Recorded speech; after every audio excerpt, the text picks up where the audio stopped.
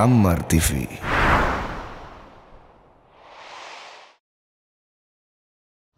Bismillahirrahmanirrahim. Assalamualaikum warahmatullahi wabarakatuh.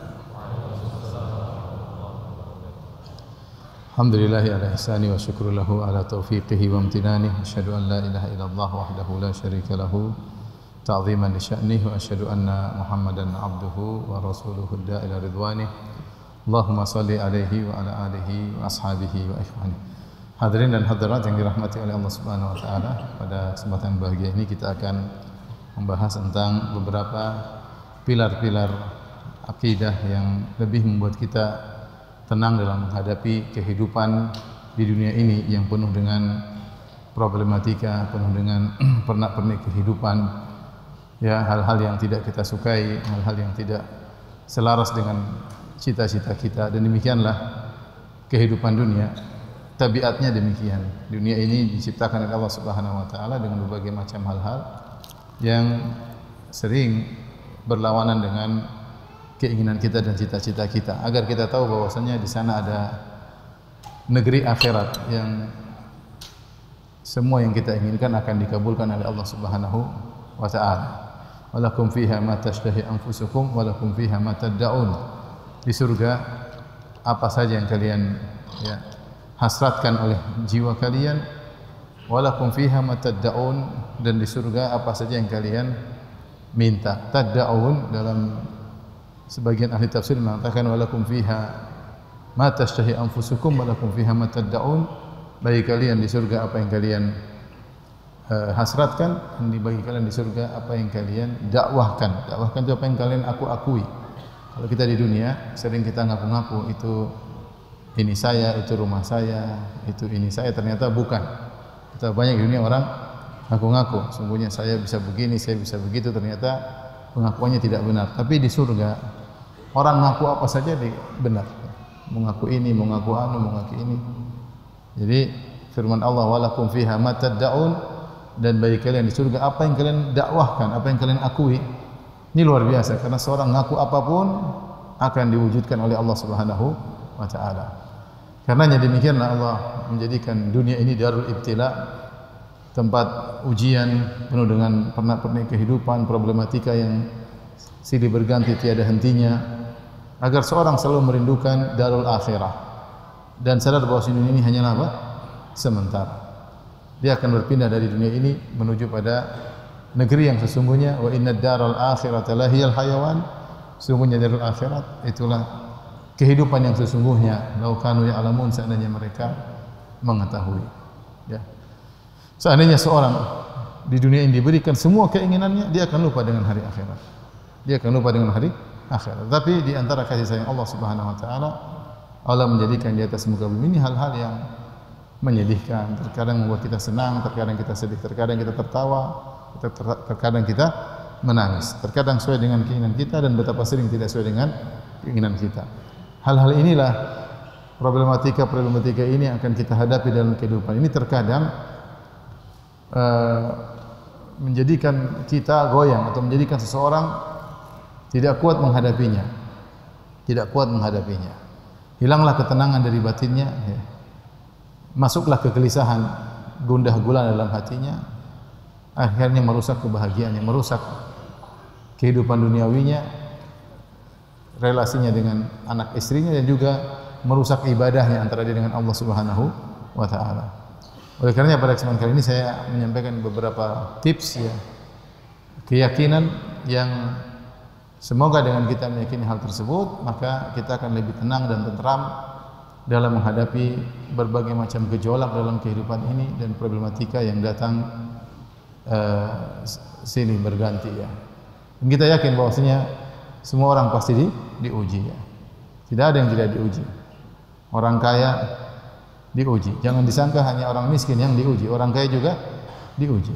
Orang miskin sakit, orang kaya juga sakit. Ya tidak, ya. Orang miskin mungkin ada yang sakit sederhana, mencret. Apa orang kaya ada yang mencret? Banyak orang kaya mencret. Banyak. Satu demam yang lain juga apa? Demam. Ya. Jangan disangka hanya si miskin yang diomeli sama istrinya. Emang si kaya tidak diomelin sama istrinya? Mungkin diomelin sama istri-istrinya. Hidup ini tidak ada yang luput dari apa? Kesedihan. Antum kira jangan orang miskin yang tidak bisa tidur. Terkadang orang miskin lebih mudah tidur daripada si kaya yang memiliki kasur yang sangat mewah, sangat mahal, namun dia sulit apa? Tidur. Karenanya sampai seorang ulama seperti salah seorang syekh mengatakan, ya, kalau seorang mau mengamati dengan jujur, maka dia akan dapati bahwasanya sebenarnya kebahagiaan bisa diraih oleh si miskin maupun si kaya, ya. Si miskin mungkin diambil darinya atau tidak diberikan kepadanya banyak hal oleh Allah, tidak berikan dia ini, Allah tidak berikan dia itu, Allah tidak berikan dia, tapi dia diberikan kebahagiaan dari sisi yang lain. Dia mudah tidur, tidak banyak pikiran, dia pergi ke masjid dengan nyaman. Si kaya mungkin kita lihat dia diberikan banyak oleh Allah Subhanahu wa taala, diberikan harta, diberikan ini, tapi kita tidak tahu apa yang diambil oleh Allah darinya. Apa yang diambil oleh Allah darinya. Misalnya kalau kita masuk seluk-beluk kehidupannya, kita akan dapati dia banyak masalah. Dia banyak masalah. Oleh karenanya, ikhwan dan akhwat yang dirahmati Allah Subhanahu wa taala, kalau kita tahu tabiat kehidupan, kata Allah, laqad khalaqnal insana fi kabad. Sungguh kami telah menciptakan manusia dalam kepayahan. Sejak dia dilahirkan sampai dia meninggal, penuh dengan kepayahan. Sejak dia lahir, dia sudah payah, menangis, memayahkan ayah dan ibunya, di hidup merangkak. Kemudian seterusnya, dia dari satu kepayahan kepada kepayahan yang lain, dan dia terus dilanda dengan kepayahan-kepayahan, apalagi ketika sakaratul maut, apalagi dalam alam barzah, apalagi ketika dibangkitkan, dan kepayahan itu semua berhilang ketika dia menginjakkan kakinya di surga. Jadi jangan berangan-angan bahwasanya kita hidup tanpa masalah, ya. Siapapun hidup pasti menghadapi apa? Masalah. Yang ingin hidup tanpa masalah mati saja, ya. Yang ingin hidup tanpa masalah mati saja, karena dunia ini tempat masalah, tempat problem, ya. Tempat ujian, ya.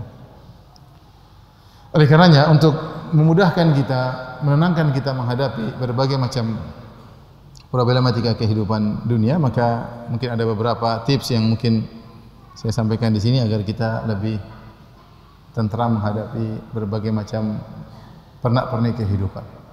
Di antara hal yang membantu kita agar bisa tenteram dan tenang dalam kehidupan ini adalah memiliki sifat qanaah, yaitu menerima dengan apa yang Allah berikan, apa yang Allah bagi kepada kita, ya. Kata Nabi sallallahu alaihi wasallam, qad aflaha man aslam wa ruziqa kafafan wa qanna'ahu Allah bima a'ta. Sungguh beruntung orang yang masuk Islam, wa ruziqa kafafan, diberikan rezeki yang kafaf. Kafaf itu cukup, tidak berlebihan dan juga tidak kurang. Kalau berlebihan repot hisapnya, kalau kurang juga menyibukkan seseorang. Siapa yang diberi rezeki dengan kafaf, berkecukupan, tidak berlebihan, tidak kurangan, maka itu suatu keberuntungan. Dan yang terakhir kata Nabi sallallahu alaihi wasallam, wa qanna'ahu Allah bima atah atau bima a'tah, dan Allah menjadikan dia qanaah dengan apa yang Allah berikan. Orang seperti ini adalah orang yang sungguh beruntung. Dia qanaah dengan apa yang Allah berikan.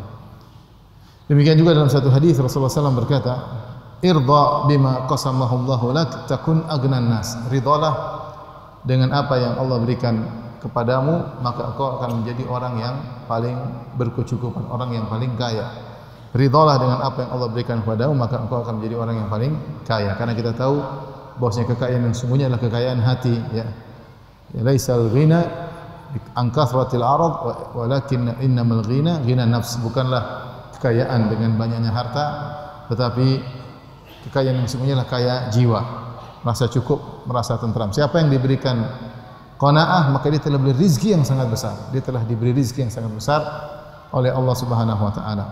Karenanya Imam Syafi'i rahimahullah berkata, "Idza ma kunta dza qalbin qanu'in fa anta wa malikud dunya sawa'u." Kalau kau memiliki hati yang qanaah, sungguhnya kau dan raja dunia sama.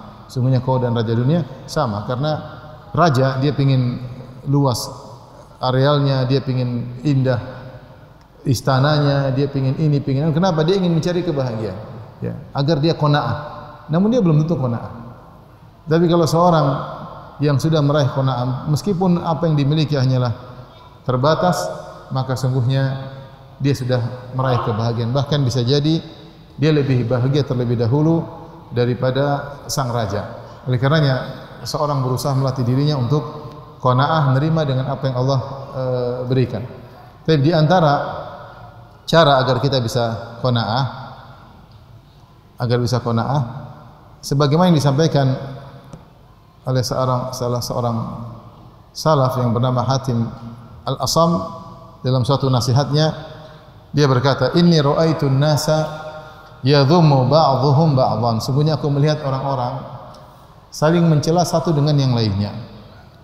Wa yaghtab ba'dhuhum ba'dhan. Aku melihat orang-orang saling menggibah satu dengan yang lainnya. Aku mengamati orang-orang, ternyata banyak yang mencela satu dengan yang lainnya. Aku amati lagi, ternyata banyak yang menggibah satu dengan yang lainnya. Fa wajadtu asla dzalik minal hasad fil mal wal jah wal ilm. Aku dapati kebanyakan orang saling mencela, saling menghasad, asal muasalnya adalah karena hasad. Hasad dalam harta, hasad dalam kedudukan, dan hasad dalam ilmu. Harta bikin orang hasad, al-jah, kedudukan, jabatan, dimuliakan orang, tidak dimuliakan, dihormati, tidak dihormati, juga bikin orang hasad. Dan juga ilmu juga bikin orang hasad. Satu lebih pintar, satu kurang pintar, satu lebih banyak hafalannya, satu kurang hafalannya, satu belajar mendapatkan gelar yang lebih tinggi, satu kurang gelarnya, maka timbul hasad. Hasad berputar pada harta, kedudukan, dan ilmu. Dia mengamati orang ngomong sana, menjelekan yang lain, gibah satu dengan gibah yang lain, ternyata penyakitnya satu, hasad. Dalam harta, dalam jabatan, dalam ilmu. Ini diantara pengamatan Hatim Al-Asam. Dia mengamati ternyata hasad itu bukan cuma karena harta, tapi jabatan juga bisa menimbulkan apa? Hasad. Dan ternyata ilmu juga bisa bikin apa? Hasad.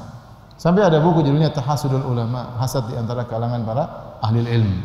Ya, bahkan disebutkan al-hasad baina ahli ilm, hasad di antara pemilik ilmu, ya, seperti hasad di antara ahli amwal. Bahkan lebih parah, bisa jadi lebih daripada hasad di antara pemilik harta. Kenapa lebih parah terkadang? Karena ahli ilmu ini terkadang terkait dengan pengikut. Semakin banyak ilmu, semakin banyak pengikutnya, sehingga seorang yang mungkin pengikutnya sedikit hasad kepada yang lainnya. Tapi apa solusinya? Dia berkata rahimahullahu taala, "Fa wajadtu asla dzalika min al-hasad fil mal wal jah wal ilm." Aku dapati sebab keributan itu semua adalah karena hasad dalam harta, dalam kedudukan dan ilmu. Fata'ammaltu fi qouli ta'ala, aku pun merenungkan firman Allah Subhanahu wa taala, "Nahnu qasamna bainahum ma'isyatahum fil hayatid dunya." Kamilah yang membagi kehidupan mereka di antara mereka, itu rezeki mereka di antara mereka dalam kehidupan dunia. Dalam surat Az-Zukhruf ayat 32, ya. Ahum yaqsimuna rahmata rabbik, nahnu qasamna bainahum ma'isyatahum fil hayatid dunya wa rafa'na ba'dhum fawqa ba'dhin darajat. Kata Allah, kamilah yang membagi kehidupan dunia. Kami membagi segala yang terkait dengan kehidupan dunia bagi mereka di dalam kehidupan dunia mereka. Kemudian kata beliau, fa'alimtu annal qismata kanat min Allah. Maka aku sadar bahwasanya pembagian semua yang ada di dunia ini adalah yang bagi siapa? Allah Subhanahu wa taala. Fil azal, sejak zaman azali Allah sudah membagi, si fulan akan menjadi lebih berilmu, si fulan akan meraih jabatan yang lebih tinggi, si fulan hartanya akan lebih banyak, si fulan akan lebih cantik, si fulan kurang cantik, si fulan lebih ganteng, si fulan kurang ganteng, dan seterusnya, si fulanah lebih cantik. Ya. Semua sudah dicatat oleh Allah Subhanahu wa taala fil azal. Aku tahu yang bagi itu semua adalah Allah Subhanahu wa taala, fama hasadtu ahadan, maka aku tidak pernah hasad kepada seorang pun. Wa raditu bi qismatillahi ta'ala, dan aku ridha dengan pembagian Allah Subhanahu wa taala. Ini di antara obat yang paling manjur agar kita tidak hasad dan kita qanaah. Yaitu kita tahu bahwasanya yang bagi ini semua siapa? Allah Subhanahu wa taala. Dan Allah membagi dengan ilmu. Allah Maha berilmu, Allah Maha adil, Allah Maha mengetahui. Allah lebih tahu kemaslahatan seorang hamba dari hamba itu sendiri. Karena Allah yang menciptakan kita. Ya. Bahwasanya Allah berfirman, "Ala ya'lamu man khalaq?" Bukankah yang menciptakan lebih tahu tentang yang diciptakan? Allah yang menciptakan kita, Allah menciptakan bumi, Allah tahu tentang masa depan. Maka Allah lebih tahu tentang kita. Ketika Allah memberikan kita pembagian baik dalam sisi fisik, dalam sisi penampilan, dalam sisi harta, kedudukan, jabatan, ilmu, kita ridha. Kita ridha dan jangan kita hasad kepada orang lain. Di antara obat yang sangat manjur. Kalau kita tidak ridha, maka kita akan hidup dengan kesengsaraan. kita i'tirad, kita akan seakan-akan kita protes dengan pembagian Allah. Seakan kita mengatakan, "Ya Allah, pembagianmu enggak pas. Harusnya saya lebih ganteng daripada dia, harusnya. Harusnya saya lebih kaya daripada dia. Dia saja waktu di sekolah ranking 10, saya ranking 1, kenapa dia lebih kaya?" Ini seakan-akan kita protes. "Ya Allah, kenapa wajahnya lebih jelek dari saya, kok istrinya lebih cantik?" Ini juga protes sama Allah Subhanahu wa taala. Yang bagi rezeki siapa? Allah Subhanahu wa taala. Dan Allah membagi dengan ilmu. Oleh karenanya di antara contoh yang mungkin yang menarik yang menjadi renungan kita, terkadang kenikmatan yang Allah berikan kepada seorang adalah sebab dia diuji dengan ujian yang berat. Contoh sederhana, Nabi Yusuf alaihissalam. Nabi Yusuf alaihissalam diberi ketampanan luar biasa. Sampai ketika waktu Isra Mi'raj Rasulullah SAW ketemu dengan Nabi Yusuf, maka Rasulullah SAW berkata, "Laqad u'tiya syatral hasan." Sungguhnya Nabi Yusuf telah diberikan setengah ketampanan. Sebagian ulama berpendapat kalau ketampanan di dunia ini dikumpulkan jadi satu, setengahnya buat Nabi Yusuf. Buat antum wallah alam berapa ya. Tapi Nabi Yusuf sangat-sangat tampan, saking tampannya ketika para wanita melihat ketampanannya mereka sampai memotong-motong tangan mereka, berdarah dalam kondisi mereka tidak sadar, histeris karena begitu tampannya Nabi Yusuf alaihissalam. Tapi ketampanan tersebut membuat dia diuji, dia tidak? Diuji, akhirnya dirayu oleh seorang wanita Imratul Aziz yang konon namanya Zulaikha, dirayu, akhirnya dia selamat. Taib, selamat pada ujian pertama. Kemudian dirayu lagi oleh ibu-ibu di Mesir, akhirnya dia selamat lagi, tetapi akhirnya dia dipenjara. Yusuf dipenjara alaihissalam karena ketampanannya. Subhanallah. Adakah seorang dipenjara karena ketampanannya? Ada. Nabi Yusuf alaihissalam. Seandainya dia tidak tampan, dia tidak akan berhadapan dengan ujian-ujian tersebut. Oleh karena kenikmatan yang dimiliki oleh seorang terkadang mengantarkan dia pada ujian-ujian berikutnya. Saya dulu waktu masih SMP saya punya kawan, masya Allah, bukan kawan, orang lah satu sekolah.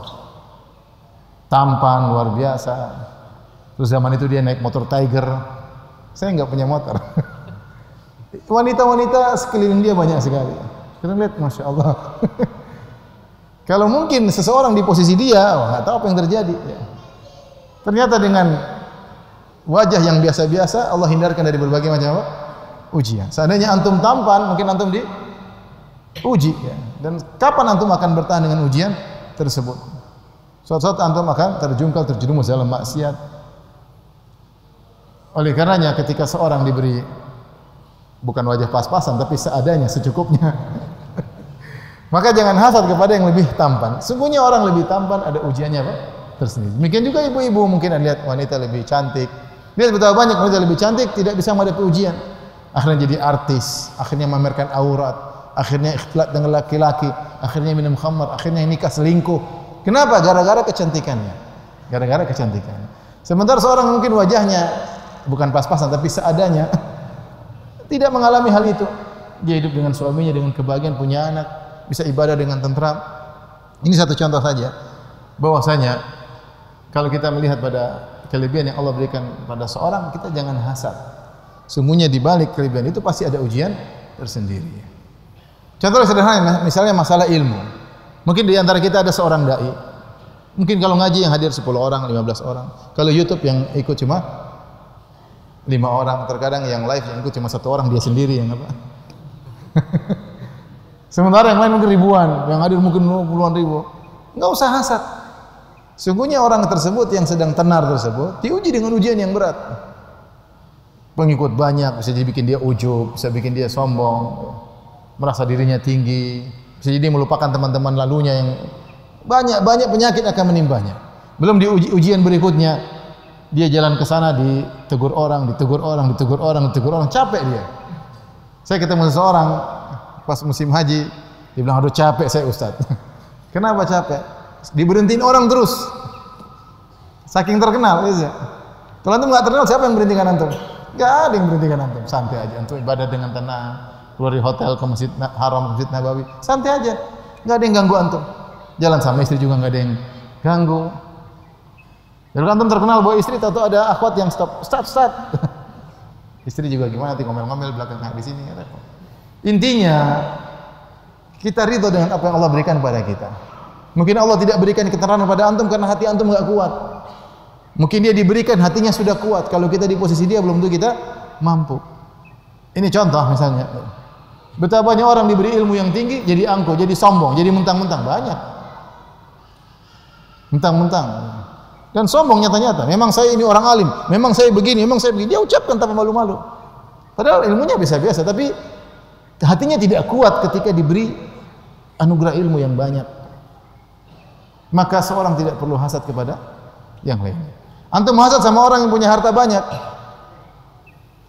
Pertama antum pikirkan hisab dia banyak. Hari akhirat. Hisab dia sangat apa? Banyak. Setiap uang yang kita miliki dihisab. 100 ribu dihisab atau tidak? Dihisab. Apalagi 1 juta, apalagi 100 juta, apalagi 1 miliar. Mungkin di antara kita ada yang enggak pernah lihat uang 1 miliar. Ada? Banyak yang belum pernah lihat uang 1 miliar. 100 juta aja enggak pernah pegang. Kalau utang dicatat banyak. Saya cuma tuh punya uang miliar-miliar. Wah, hisapnya kayak apa? Akan ditanya min aina kasabu fima anfaqa. Dari mana kau dapatkan? Sudah bingung jawabnya. Antum kira dapat uang 1 miliar mudah? Pasti 100% halal? Belum tentu. Banyak urusan. Begini nabrak sana, nabrak sini. Sogok sana, sogok sini. Pegawai mungkin begini modelnya, begitu modelnya, ya. Belum tentu syar'i semuanya. Ya tidak? Belum tentu syar'i semuanya. Nah, kalau belum tentu syar'i semuanya, ada hisabnya enggak? Ada. Ente yang punya duit sedikit enggak mengalami itu. Enggak mengalami itu. Belum tentu yang punya uang lebih nyaman daripada antum. Oleh karena tidak perlu kita hasad sama orang yang memiliki harta yang lebih banyak. Saya katakan tadi di awal pengajian, antum sekarang melihat apa yang Allah berikan pada dia. Antum tidak tahu apa yang Allah cabut dari dia. Ya, ada orang kaya raya tapi ternyata anaknya bermasalah, anaknya nakal, anaknya ada yang cacat, istrinya ada yang selingkuh misalnya, atau ada pengkhianat di dalam perusahaannya. Banyak. Antum bayangkan kalau antum punya pegawai 1000 orang. Terus selama ini antum senang duit banyak, terus mau lebaran, antum harus pikir THR-nya. Pusing atau tidak? Pusing. Dia senang-senang. Sebentar lagi dapat apa? THR. Kita yang bos mau kasih THR apa? Pusing. Pusing. Pandemi kemarin, betapa banyak orang kaya pusing. Orang miskin-miskin bisa tertawa, orang yang datang ngeluh, Ustaz itu pengusaha. Yang datang, aduh gimana, aduh begini. Yang bukan pengusaha santai aja hadapi, tenang. Ya mungkin ada gejolak tapi tenang. Oleh karenanya jangan antum melihat apa yang Allah berikan pada dia, antum tidak tahu apa yang Allah ambil darinya. Karena itu tidak perlu antum hasad sama orang yang lebih kaya. Antum boleh jadi orang kaya, berusaha, tapi jangan hasad sama orang. Silakan kerja, tapi jangan hasad sama orang. Apalagi hasad-hasad perkara dunia. Demikian juga antum jangan hasad sama orang memiliki jabatan yang tinggi. Mungkin antum punya jabatan rendah. Lihat orang jabatan tinggi, antum kira orang pejabat tinggi itu hidupnya pasti bahagia? Belum tentu. Lagi udah musim pemilu, sengsara atau tidak? Sengsara. Harus siapkan ini, siapkan kampanye, saingan dengan lawan politiknya, pusing, ribut terus di medsos. Yang nonton aja pusing, apa yang melakukannya? Jadi maksud saya, udahlah. Apa yang Allah beri kepada antum terima. Maksudnya bukan berarti kita tidak maju, berusaha maju, tapi tanpa harus hasad sama orang lain. Kalau lihat orang punya kelebihan, kita bilang alhamdulillah apa yang Allah berikan kepada saya, Allah lebih tahu. Allah yang berfirman, nahnu qasamna bainahum ma'isyatahum fil hayatid dunya. Kami yang telah membagi kehidupannya di dunia, rezekinya, ketenarannya, jabatannya, fisiknya, kami yang bagi. Dan Allah yang lebih tahu tentang apa yang Allah lakukan. Sudah, kita ridha saja. Kalau belum saatnya Allah kasih, jangan protes, jangan hasad. Nanti saatnya Allah kasih, mudah-mudahan hati kita sudah kuat bisa menjalaninya. Oleh karenanya inilah salah satu hal yang menjadikan seorang tentram dalam kehidupan ini ketika dia qanaah dengan apa yang Allah berikan. Dari situ para ulama mengatakan, ya, dalam hidup ini fokus dengan apa yang bermanfaat bagi kita dan jangan terlalu melihat kepo terhadap kelebihan-kelebihan orang. Lihat ini, lihat lihat kekayaan orang, lihat ini. Itu hanya membuat hati kita sengsara. Hati kita belum kuat untuk bisa qanaah. Ya. Tapi ya, syariat menyuruh kita untuk melihat yang lebih di bawah. Ya.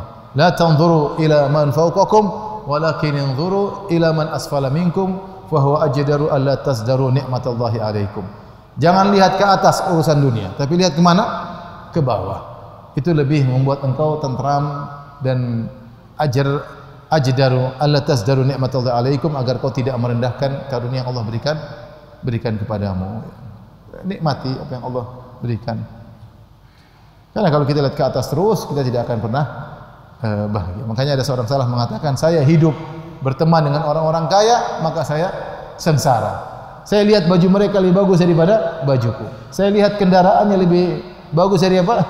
Kendaraanku. Saya lihat ininya lebih bagus daripada ini. Akhirnya saya hidup sengsara. Ketika saya bergaul sama orang miskin, saya bahagia. Makanya hati-hati. Ya. Qanaah yang sudah antum ada pada diri antum jaga. Jangan sampai rusak. Sebagian orang istrinya qanaah, tapi salah bergaul, rusak dia. Istrinya bergaul sama temannya istri orang kaya, rusak dia. Pulang-pulang sudah tidak qanaah lagi. Abi pingin beli ini, pingin beli ini. Pergi main ke rumah tetangganya baru beli kulkas baru. Pulang, beli kulkas baru. Ya kulkas lama belum rusak, enggak apa-apa, tambah lagi satu. Enggak ada uang.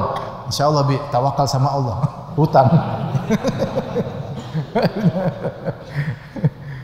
Dia sengsara, kita juga ikut-ikut apa?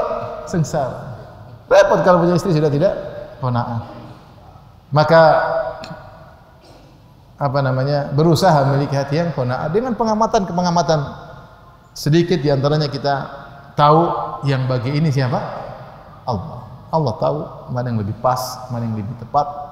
Udah, apa yang Allah kasih pada kita itu yang terbaik bagi kita insyaallah taala. Baik, ini yang pertama yang mungkin membuat kita bisa tenteram dalam menghadapi pernak-pernik kehidupan dunia, yaitu kita qanaah dengan apa yang Allah berikan pada kita agar kita bahagia. Kalau kita sudah bahagia, kita mudah berinteraksi di rumah, mudah senyum, semangat beribadah. Ya sudahlah, alhamdulillah. Ya, kita memuji Allah dengan apa yang Allah berikan pada kita. Tapi perkara yang kedua yang membuat kita bahagia atau bisa lebih tenang menghadapi ujian-ujian kehidupan ini, yaitu kita tahu bahwasanya semua musibah yang menciptakan musibah tersebut adalah Allah Subhanahu wa taala. Allah sebutkan dalam surat At-Taghabun, ma asaba min musibatin illa biidznillah wa man yu'min billahi yahdi qalbah. Ya. Saya jadikan ayatnya. Kalau tadi Az-Zukhruf ayat 32, ini ayat At-Taghabun ayat 11. At-Taghabun ayat 11 kata Allah Subhanahu wa taala, ma asaba min musibatin illa biidznillah. Tidak ada satu musibah apapun, sini umum. Ma asaba min musibah. Tidak ada musibah yang menimpa, musibah apapun terkait dengan diri kita, terkait dengan ekonomi kita, terkait dengan kesehatan kita, terkait dengan keluarga kita, terkait dengan harga diri kita. Semua musibah terkait dengan kita illa biidznillah. Tidak terjadi kecuali dengan izin Allah Subhanahu wa taala. Kemudian kata Allah Subhanahu wa taala, wa man yu'min billahi yahdi qalbah wallahu bikulli syai'in alim. Siapa yang beriman kepada Allah, maka Allah akan beri petunjuk kepada hatinya dan Allah Maha mengetahui segala sesuatu. Ayat ini di antara hal yang menenangkan jiwa kita tatkala kita terkena musibah. Dan saya katakan tadi, dalam hidup ini banyak hal yang tidak kita sukai. Musibah itu apa? Suatu yang menimpa kita yang tidak kita sukai. Tidak selaras dengan hawa nafsu kita. Tidak sejalan dengan cita-cita kita. Tidak sesuai dengan rencana yang sudah kita canangkan, yang sudah kita jalankan. Ternyata di luar di luar harapan, ya. Tidak sesuai dengan ekspektasi yang kita harapkan. Itu namanya musibah. Di antara hal yang menenangkan kita tahu itu semua dari Allah Subhanahu wa taala. Dalam ayat yang lain kata Allah Subhanahu wa taala, "Ma asabakum min musibatin fil ardi wala fi anfusikum illa fi kitabin min qabli an nabra'aha inna dzalika 'ala Allahi yasir." Tidak ada musibah yang menimpa kalian, yang menimpa diri kalian atau yang menimpa di atas muka bumi ini. Bencana kayak apa, kayak banjir, macam-macam musibah di atas muka bumi ini. Ya. Gempa, sekarang lagi masalah polusi, semua. Yang sebelumnya corona, berbagai macam musibah. Fil ardi wala fi anfusikum. yang menimpa diri kalian atau menimpa di atas muka bumi. Illa fi kitabin. Tidak ada satu musibah pun kecuali telah tertulis di Lauhil Mahfuz. Illa fi kitabin min qabli an nabra'aha, sebelum kami eksekusi, sebelum kami ciptakan musibah-musibah tersebut. Inna dzalika 'ala Allah yasir. Ini semua mudah bagi Allah Subhanahu wa taala. Allah tulis di Lauhil Mahfuz, kemudian Allah ciptakan terjadinya musibah-musibah tersebut. Likaila ta'sau 'ala ma fatakum, agar kalian tidak putus asa atas apa yang luput dari kalian. Terkena musibah jangan putus asa, karena semuanya sudah tercatat. Wala tafrahu bima atakum, dan jangan sombong dengan apa yang Allah berikan kepada kalian. Nah, ini keyakinan akidah yang luar biasa, menjadikan kita tenang, dan kita tenang. Dan perlu kita diingatkan. Kita ingatkan diri kita sendiri, dan kita diingatkan juga oleh orang lain. Ya. Saya sering sampaikan, saya di rumah kadang-kadang saya marah, istri saya tegur, "Bi, qadarullah, Bi." Qadarullah. Ya. Memprotes sama Allah. Yang bikin musibah siapa? Allah. Tentu ada sebabnya kita sendiri. Tapi yang menimbulkan musibah tersebut apa? Allah, dengan sebab kita. Ya. Ya. Maka kata Alqamah ketika mengomentari ayat ma asaba min musibatin illa biiznillah, tidak ada musibah yang menimpa kecuali dengan izin Allah Subhanahu wa taala. Kata Alqamah rahimahullahu taala, huwa rajulu tusibuhul musibah fa ya'lamu annaha min indillah fayarda wa yusallim. Dia adalah ini cerita tentang seorang yang terkena musibah. Kemudian dia sadar bahwasanya musibah tersebut dari Allah, datang dari Allah. Ya, maka dia pun ridha dan dia pasrah. Dia pun ridha dan dia pasrah. Maka kalau kita tahu yang kasih musibah Allah, udah kita tahu ini pas. Allah yang lebih tahu tentang wallahu bikulli syai'in alim. Allah Maha mengetahui atas segala sesuatu. Allah tahu musibah ini memang pantas buat kita, memang pas buat kita sebagai obat bagi kita, mengurangi dosa-dosa atau untuk mengangkat derajat. Allah lebih tahu kadar musibah tersebut.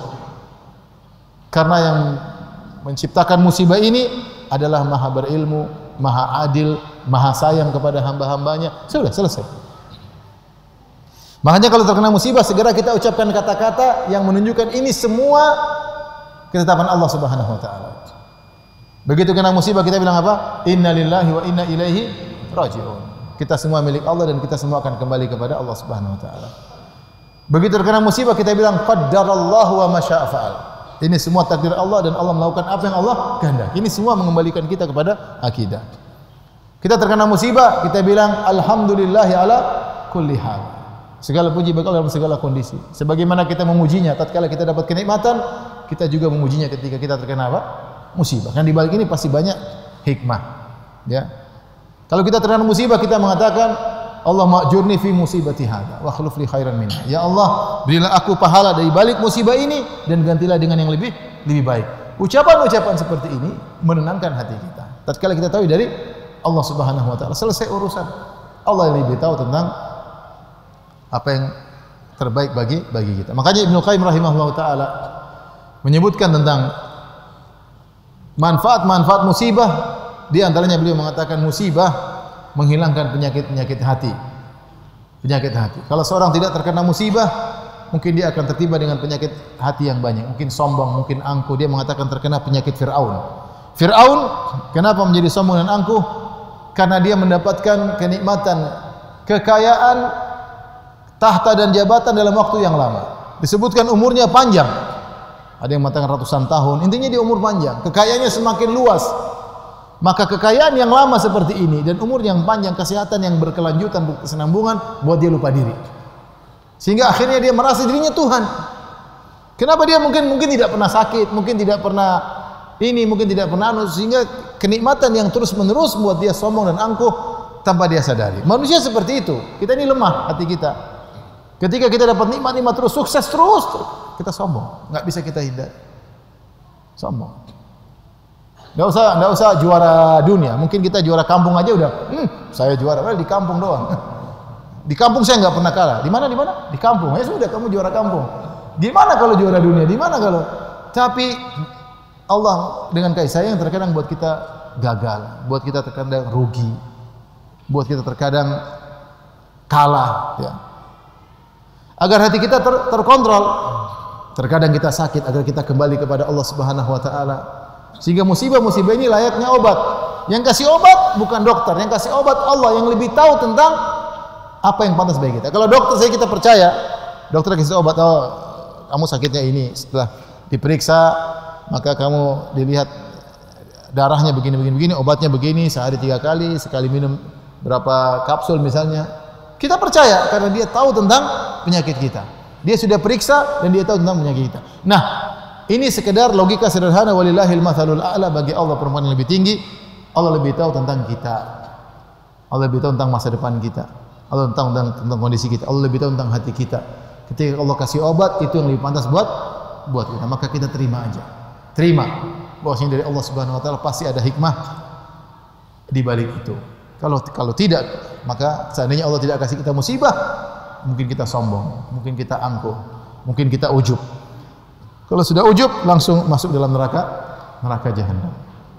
Jadi kalau terkena musibah, kita bilang innalillahi wa inna ilaihi raji'un. Makanya di antara akidah yang benar, Nabi SAW mengatakan, ma asabaka lam yakun liyukhti'ak wa ma akhta'aka lam yakun liyusibak.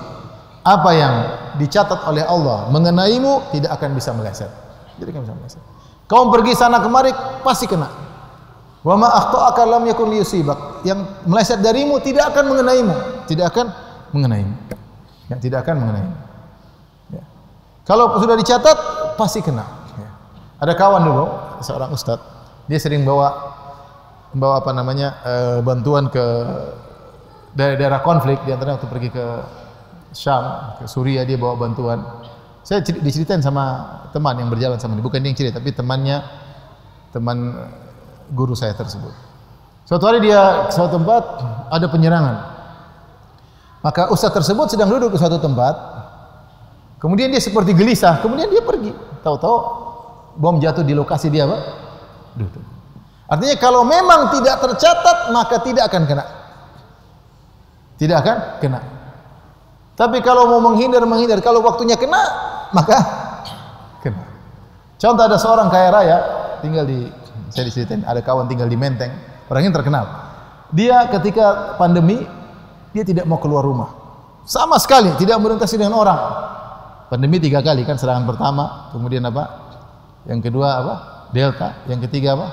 Omikron. Yang pertama dia tidak keluar, dia selamat. Dia kaya raya, mobilnya sekian, rumahnya mewah. Yang kedua Delta, dia juga selamat. Dan dia di rumah tidak mau keluar sama sekali, dan selamat, virus tidak masuk di rumah. Tidak ada yang datang ketemu dia di rumah, pokoknya semuanya steril. Subhanallah. Ketika Omikron, rumahnya butuh renovasi. Dia butuh renovasi, dia pergi ke hotel.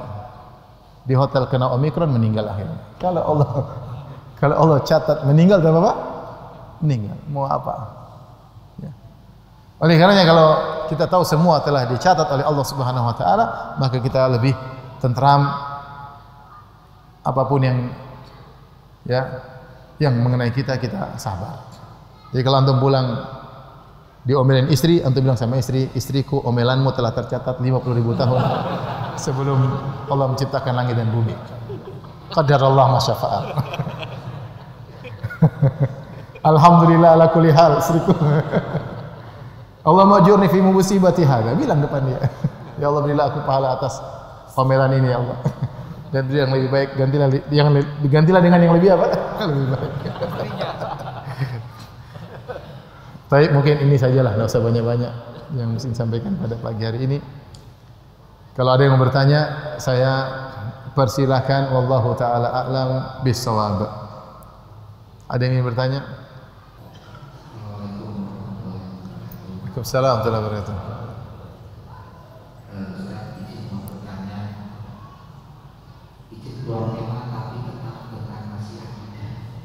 Silakan. Ketika disebutkan bahwa semua apa yang terjadi di dunia ini ada sisi normal. Nah, saya bingung memahami antara kodok sama kodar. Terus kemudian ada ayat Allah yang lain menjelaskan kodok, dikatakan bahwa kodok pertama takdir kita yang sudah ditentukan itu adalah jodoh mati. Salah satunya, salah duanya jodoh.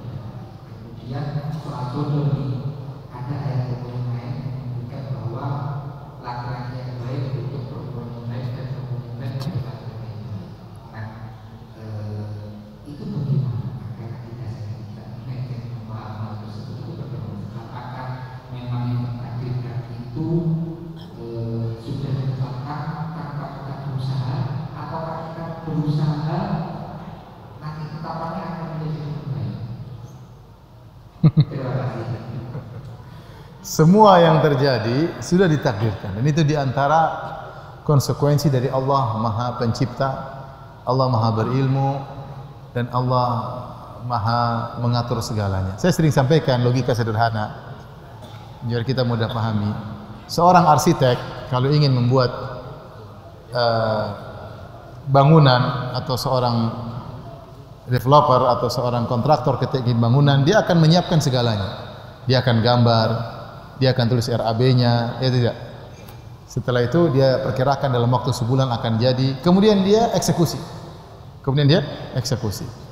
Namun karena developer atau kontraktor, arsitek itu adalah manusia yang penuh dengan kekurangan, maka sering tidak sesuai dengan yang diharapkan. Di tengah-tengah eksekusi ternyata gambarnya dirubah. Wah, ini karena kurang pas. Dia tahu ada kesalahan di situ. Di tengah-tengah eksekusi ternyata pekerja kurang, ada yang sakit, akhirnya molor pekerjaannya. Ya, seperti itu. Ya. Jadi banyak hal yang membuat dia berubah di tengah jalan. Kenapa? Karena ilmunya kurang. Karena dia tidak sempurna, sehingga demikian yang terjadi pada arsitek, pada developer, pada kontraktor ketika menjalankan pekerjaannya. Adapun Allah Subhanahu wa taala sebelum meng-create alam ini, menciptakan semua yang terjadi di alam semesta ini, Allah sudah menulis terlebih dahulu. Ini sederhananya.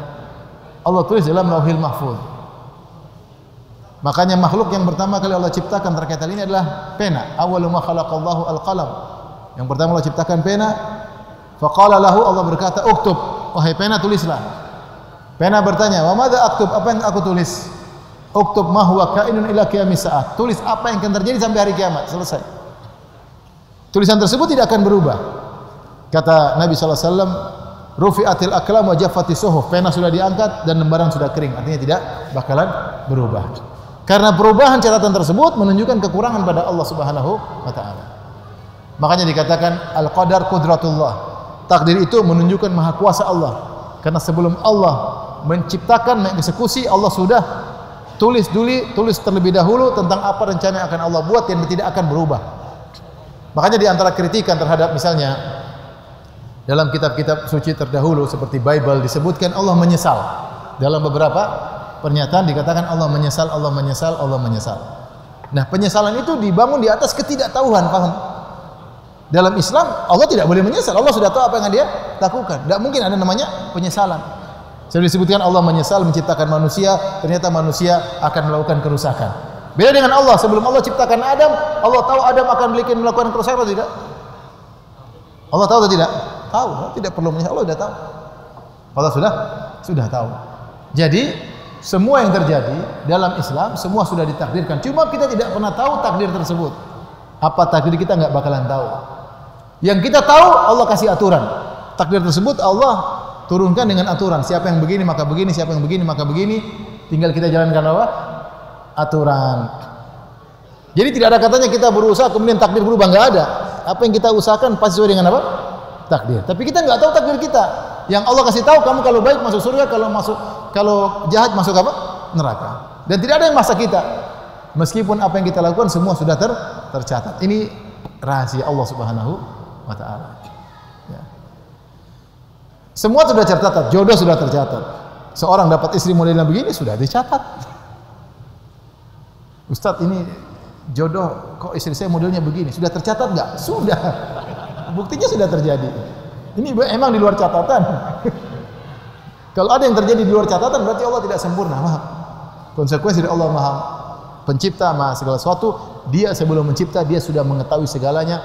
Gambaran kita RAB-nya sudah lengkap, sistem sudah lengkap, tinggal dieksekusi. Beda dengan manusia yang penuh dengan kekurangan. Sudah nyata, sudah bikin program dirubah-rubah, tambahin, dikurangi, ini molor dan macam-macam.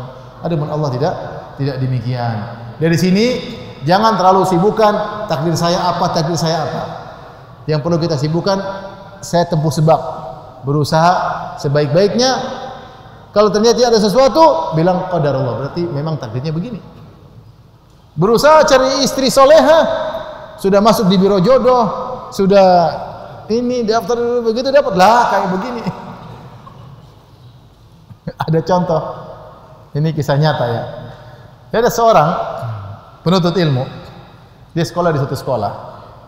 Kemudian setiap hari dia melewati sebuah TPA. Dia lihat ada seorang wanita cantik pengajar TPA di situ. Dia lihat, sering lihat dia sudah. Akhirnya dia tanya sama anak-anak kecil yang diajar. Dek, itu ustazahnya namanya siapa? Taruhlah namanya Aisyah misalnya. Taruhlah namanya siapa? Aisyah, Om. Akhirnya dia bilang, saya ingin ngelamar, ada pengajar namanya Aisyah. Sudah, akhirnya kamu usahakan. Iya, gimana ngajar di TPA itu? Temannya usahakan. Akhirnya cocok. Temannya tanya, kamu perlu nazar enggak? Oh, enggak perlu nazar. Saya tiap hari sudah lihat. Akhirnya oke semua. Dia pede tidak mau nazar. Akhirnya ketemulah di rumah calon mertuanya. Pertemuan sudah ini ya, namanya meskipun tidak perlu nazar, yang penting dia sudah setuju, ya harus ada pertemuan lah sama mertuanya. Ketika dia datang, si Aisyah ini disuruh menghidangkan apa? Minuman, makanan. Maka calon mertuanya mengatakan, "Dek, inilah Aisyah." Kok beda? Aisyah ini kok gemuk katanya. Ternyata waktu dia tanya sama anak-anak itu salah kasih tahu. Ternyata pengajar TPA ada 2. Subhanallah, karena dia malu, dia tidak enak, dia lanjutkan pernikahan. Dan alhamdulillah sekarang nyaman punya anak. Itu namanya apa? Takdir.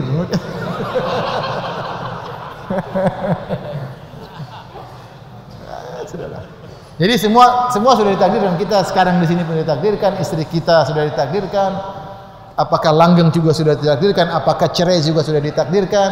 Apakah istri nambah juga sudah ditakdirkan? Apa enggak nambah-nambah juga sudah ditakdirkan? Apa jomblo abadi juga semua sudah ditakdirkan. Tapi karena kita enggak tahu takdir kita, yang bisa kita lakukan berusaha. Jadi enggak ada namanya takdir dirubah sama Allah, itu enggak ada. Kalau takdir dirubah sama Allah berarti Allah tidak sempurna. Mudah-mudahan bisa dipahami secara sederhana. Allah alam bisawab. Waalaikumsalam. Apa sifat apa? Oh ya. Kalau di masa hari dikaitkan dengan kondisi kita saat ini yang begitu hedonis, begitu materialistis dan sangat luar biasa, dan juga versus dengan produktivitas yang sampai misalnya kita berusahanya hanya sedikit tapi dibilang itu takdir dari tentunya saya sudah singgung tadi, namanya takdir bukan berarti kita pasrah tanpa berusaha ya. Makanya Nabi mengatakan i'malu, beramalah, fakullun muyassarun lima khuliqa lahu, semuanya akan diarahkan kepada takdirnya. Tapi Rasulullah mengatakan apa? I'malu, berusahalah. Makanya ketika Rasulullah SAW bicara tentang burung, kata Rasulullah SAW, "Lau annakum tatawakkaluna 'ala Allahi haqqa tawakkulih, la razaqakum kama yarzuqut tayr, taqdu khimasan wa taruhu bitana." Kalau seandainya kalian bertawakal kepada Allah dengan tawakal yang benar, Allah akan kasih rezeki kepada kalian sebagaimana Allah beri rezeki kepada burung. Burung itu pergi di pagi hari terbang dalam kondisi perut kosong, balik dalam kondisi perut sudah penuh. Rasulullah contohkan burung itu berusaha atau tidak? Dia berikhtiar, dia pagi-pagi sudah terbang. Mungkin kita masih tidur, dia sudah apa? Terbang, sudah berkicau sana kemari ya. Kita bangun tidur sudah WhatsAppan, belum berkicau. Burung sudah berkicau terbang sana terbang sini, dan dia pergi dalam waktu jarak yang jauh, kemudian dia balik dan dia tawakalnya tinggi. Padahal kemampuan dia untuk berpikir kurang, tidak seperti manusia cerdas. Ya paling dengan apa namanya? Fitrahnya, dengan instingnya, tapi dia dapat makanan. Nah, manusia sebagaimana burung saja instingnya menunjukkan dia harus berikhtiar, apalagi kita manusia. Maka dalam mencari nafkah kita harus berusaha. Kalau kita sudah berusaha, bukan juga sampai jatuh bangun enggak juga, kita berusaha sewajarnya, yang artinya tetap tanpa kita meninggalkan ibadah kita kepada Allah. Rasulullah SAW berkata dalam satu hadis, "Inna ruhal qudus nafatha fi ru'i anna nafsan lan tamuta hatta tastakmila rizqaha." Sungguhnya Jibril membisikkan kepadaku, kepada jiwaku, bahwasanya satu jiwa tidak akan meninggal sampai rezekinya sempurna. Wattaqullaha fa ajmilu fit talab. Kata Nabi, bertakwalah kepada Allah dan ajmilu fit talab, yaitu carilah rizki dengan tidak ngoyo dan tidak malas, sedang-sedang. Jangan terlalu forsir ya, sampai tiap hari kerja 20 jam, tidur cuma 4 jam tiap hari, enggak juga begitu. Kerja, karena kalau kamu kerja seperti itu, kamu enggak bisa beribadah kepada Allah Subhanahu wa taala. Kerja yang bersungguh-sungguh, bukan malas, bukan juga terlalu berlebih-lebihan. Lembur tiap hari, lemburnya 4 jam ya. Enggak juga jadi bos, begitu-begitu saja. Oleh karenanya bukan berarti malas, enggak, berusaha. Kemudian kata Nabi sallallahu alaihi wasallam, "Khudhu ma halal", ambillah yang halal, wada'u ma haram, dan tinggalkan yang haram. Jadi ketika meskipun rezeki kita sudah ditakdirkan, tetap kita berusaha. Sebagaimana ajal kita ditakdirkan enggak? Ditakdirkan, tapi kan kita berusaha. Kita berusaha kalau ada penyakit kita pakai masker, kita berusaha kalau sakit kita berobat, meskipun ajal kita sudah ditentukan. Tapi takdir tersebut tidak menyuruh kita untuk diam, tidak, tetap ikhtiar. Tetap apa? Ikhtiar, namun kita tidak tahu ajal kita bagaimana, sebagaimana kita tidak tahu rezeki kita bagaimana. Subhanallah, ada orang kelihatannya enggak punya apa-apa, tiba-tiba dia kaya raya. Ya, ada seorang, saya ketemu orangnya, tapi saya tahu kisahnya dari ustadz yang lain. Orang ini dia menikah dengan seorang wanita. Wanita tersebut beda agama. Kemudian wanita tersebut diusir oleh keluarganya, tapi dia ingin menyelamatkan wanita ini. Akhirnya dia nikah wanita tersebut. Ketika dia menikah, dia enggak punya apa-apa. Sampai untuk malam pertama dia tidak punya uang untuk sewa hotel. Ini malam pertama dia enggak punya apa-apa. Datang pada seseorang, kemudian dia bilang, "Saya bisa pinjam kamar enggak? Saya enggak punya uang. Tapi nanti saya akan Saya akan bayar kalau saya punya uang." Kata orang tersebut, "Itu kamar kosong tapi enggak ada isinya apa-apa." Kata dia, "Apa-apa." Akhirnya dia malam pertama pakai kardus kartun. Dia malam pertama di situ dengan wanita tersebut. Miskin atau tidak? Miskin. Kemudian lama kelamaan sekarang udah kaya raya. Saya dengar omsetnya, wallahu alam, ada yang bilang 1 M per bulan. Ya. Dan istrinya sudah 3 kalau tidak salah. Maksudnya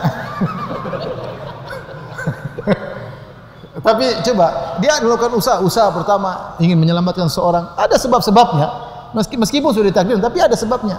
Pertama dia ingin menyelamatkan seorang, kemudian dia tetap berusaha meskipun dalam kondisi tidak punya, tapi dia berusaha, dan akhirnya Allah berikan dia rezeki yang banyak. Ya, akhirnya banyak orang seperti itu. Dulu saya ketemu ada seorang di Madinah, datang ikut ngaji sama saya, miskin, ini sekarang udah kaya raya, miliarder. Masih muda, jauh lebih muda daripada saya. Rizki amat. Tapi dia berusaha, bukan dia malas-malasan.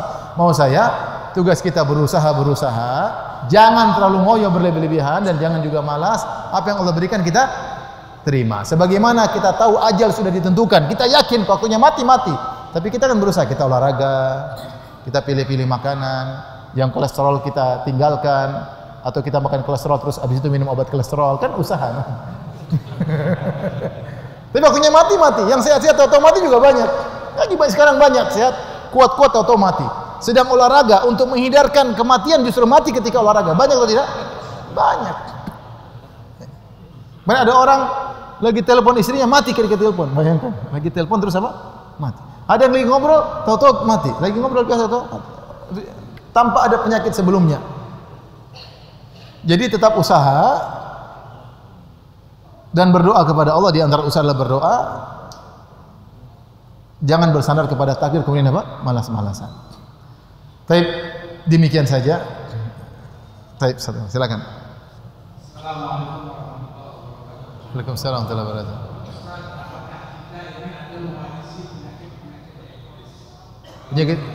Penyakit iblis.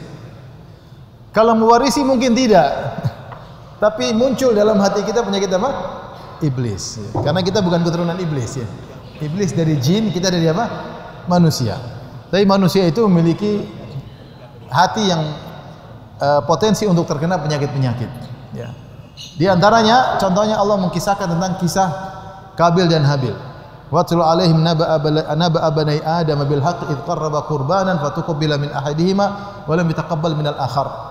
Jadi Kabil cemburu kepada adanya Habil. Karena pemberian Kabil tidak diterima, pemberian Habil diterima oleh Allah Subhanahu wa taala. Qala aku telah dia bunuh adiknya sendiri. Ini penyakit apa? Karena hasad. Makanya dikatakan awwalu dzambin usiya fis sama al-hasad wa awwalu dzambin usiya Allah fil ardi al-hasad. Dosa pertama yang dimana Allah dimaksiati di langit adalah hasad, yaitu hasadnya iblis kepada Adam. Dan dosa pertama di dunia yang terjadi adalah hasadnya Kabil kepada Habil. Kalau dikatakan penyakitnya sama-sama, tapi kita tidak mengatakan kita mewarisi penyakit apa? Iblis, karena iblis dari jin, kita dari apa? Dari Nabi Adam alaihissalam, tetapi penyakit yang sama bisa timbul. Penyakit sama bisa apa? Timbul. Terlebih lagi iblis membisikin berbagai macam penyakit hati sehingga seorang bisa tertular. Bisa tertular. Maksud saya kalimat mewarisi mungkin kurang pas, tapi tertular iya. Tertular penyakit apa? Penyakit iblis seperti sombong, angkuh, merasa tinggi. Ana khairun. Sekarang banyak orang terkena penyakit iblis. Hasad banyak tidak? Banyak. Mentang-mentang dengan suku atau apa? Saya lebih baik, kata iblis, saya lebih baik daripada kamu, hai Adam. Saya dari api, kau dari apa? Tanah. Sekarang banyak orang sombong, saya dari kabilah ini, kamu kabilah apa? Saya kabilah ini, kamu kabilah apa? Kamu kabilah ini kan?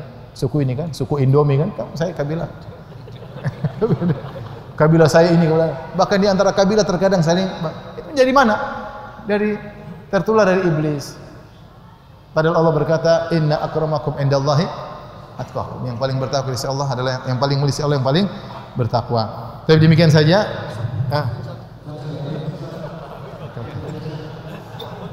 Silakan deh.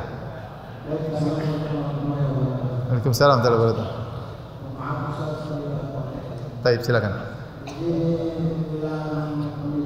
Ya.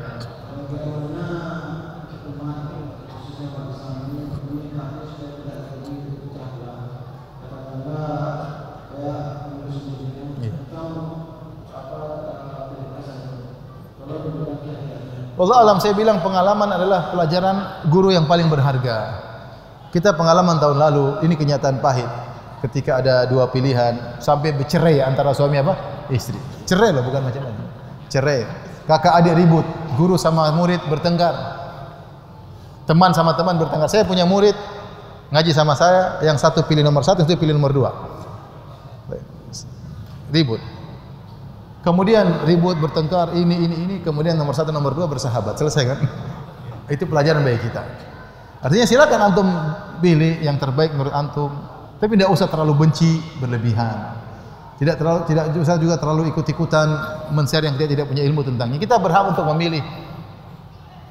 Kita bisa menilai, tinggal pilih, selesai. Tapi tidak perlu kemudian ribut-ribut. Orang yang kita benci tersebut suatu saat bisa berubah jadi baik. Gitu tidak? Bisa. Ya. Orang yang kita cintai tersebut bisa jadi berubah jadi buruk. Ya tidak? Bisa terjadi. Ya sekarang yang ada di depan kita pilih yang menurut kita terbaik. Yang sesuai dengan kriteria seorang pemimpin, pilih yang terbaik, berdoa, dan kita berdoa, Allahumma wali alaina khiyarana, ya Allah berikanlah kepada kami pemimpin yang terbaik. Berdoa kepada Allah Subhanahu wa taala. Tapi jangan akhirnya gara-gara itu, ini hanya acara 5 tahunan, pilih, selesai. Jangan ribut sama kakak, ribut sama adik, bertengkar sama ini sampai cerai. Banyak orang stres. Dia cerai-cerai, ternyata kita dicerai, mereka bergabung. Terus kita pusing sendiri. Demikian juga para dai. Para dai tidak perlu besar-besar, karena semua orang butuh ngaji. Yang nomor 1, nomor 2, nomor 3 butuh ngaji enggak? Butuh ikut pengajian. Kalau saya misalnya pilih nomor 1 atau pilih nomor 2, yang nomor 3 saya pilih nomor 1 misalnya, nomor 2, nomor 3 enggak suka sama saya. Karena namanya tidak bisa dia, Ustaz ini ngawur, dia enggak tahu data. Dia sudah, memang saya tidak tahu data. Makanya saya pilih diam-diam. Kalau saya pilih pun saya apa? Diam-diam. Saya tidak mau bicara politik sama sekali. Saya punya hak memilih, antum juga punya hak memilih. Ini tapi bukan kancah saya. Kenapa? Kalau saya bicara politik saya harus punya data. Sementara saya jarang ikut medsos, data saya tidak ada. Kalau antum mau tahu saya pilih apa, itu pribadi saya. Tapi kata saya bilang semuanya butuh ikut pengajian. Orang mabuk perlu kita dakwahi enggak? Perlu semuanya. Kalau anggaplah itu orang itu jelek, itu juga perlu kita dakwahi. Jadi antum boleh pilih, tapi jangan ribut-ribut lah. Percuma antum ribut-ribut, masalah duniawi ribut bukan.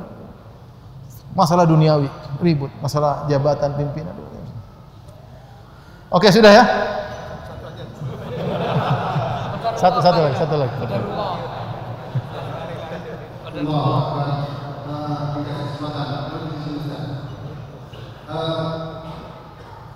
Kita paham bahwa demokrasi itu pancasila, dan saya mau bertanya, mungkinkah ada celah bagi kita untuk mengikuti pola demokrasi ini menuju tentremnya kehidupan berakhlak di NKRI Mungkin bisa dijelaskan secara nasional. Apa yang jelaskan? Penjelasannya adalah karena banyak ulama yang menyampaikan bahwa demokrasi adalah haram untuk kita. Terlepas dari permasalahan tersebut, kita dalam kaidah kita ada pembahasan namanya irtikabu akhafudz dhararain, yaitu menempuh kemudaratan yang lebih apa? Ringan. Dua-duanya mudarat, tapi ada kemudaratan yang lebih ringan. Bukan berarti kita mendukung kemudaratan tersebut. Contohnya banyak, seperti seorang Arab Badui yang masuk di masjid. Ketika dia masuk di masjid, dia kencing. Di hadapan para sahabat cuma dua pilihan. Dibiarkan kencing sampai selesai atau dihentikan. Berhenti. Kemungkinan pertama suruh kencing terus sampai selesai. Mudarat atau bukan? Mudarat. Kencing di Masjid Nabawi, bukan di Baitul Ma'mur. Di Masjid Nabawi dia kencing. Yang kedua itu mudarat. Yang kedua kalau dibentikan tiba-tiba, kalau selangnya bisa ditutup tiba-tiba dia pasti sakit. Atau tiba-tiba akan berhamburan, dia balik malah kacau. Bukan berarti jangan sampai dipahami kita dukung kencing di masjid, enggak. Tapi kita tahu ada kemudaratan yang lebih ringan yang kita tempuh, yaitu biarkan dia kencing sampai selesai. Paham? Seperti juga ketika Nabi Khadir naik sebuah kapal tersebut setelah naik gratis sama Nabi Musa, naik kapal gratis, justru kapal tersebut dirusakin oleh Nabi Khadir. Sampai Nabi Musa tegur, kenapa kau rusak? Sudah kita naik gratis malah dirusakin. Maka Nabi Khadir menjelaskan, amma safinatu fakanat limasakina ya'maluna fil bahr faratu an aiba. Ini kapalnya orang miskin. Saya ingin rusakin. Kenapa? Kalau saya tidak rusakin akan dirampas kapal ini. Karena kapalnya bagus akan dirampas oleh seorang raja yang zalim. Di hadapan Nabi Khadir cuma dua pilihan. Kapalnya dirampas, dan ini mudarat lebih besar, atau kapal dirusakin, mudarat tapi lebih ringan. Mana yang dipilih? Yang mudarat lebih apa? Ringan. Maka dalam kehidupan ini ada yang namanya memilih mudarat yang lebih ringan, meskipun mungkin kita tidak setuju dengan kondisi yang ada. Mudah-mudahan bisa dipahami apa yang saya maksudkan. Wabillahi taufiq wal hidayah. Assalamualaikum warahmatullahi wabarakatuh.